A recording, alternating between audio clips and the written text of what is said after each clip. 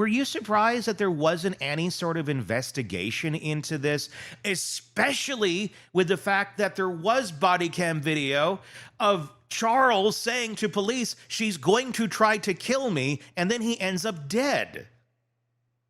One of the first things as a former prosecutor that I would look at if there was a domestic violence related murder allegation is I pull all of the police history in terms of contacts with their property. Have the police ever had to go out to the home before? Have there been prior reported disturbances? Has anyone reported a threat, which Charles Vallow did report?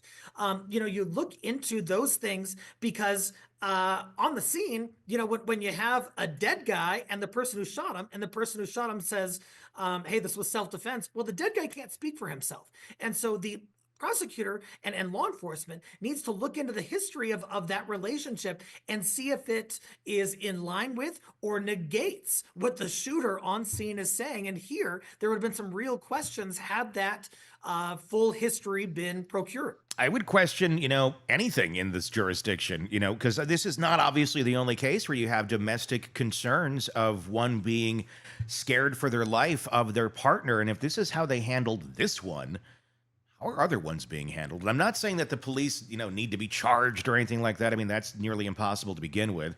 But seriously take a look at these policies and how these things have been handled, because obviously a lot of people ended up dead where I feel like there was a lot of opportunity to intervene and stop this mad woman and her crazy husband from going down the road that they did.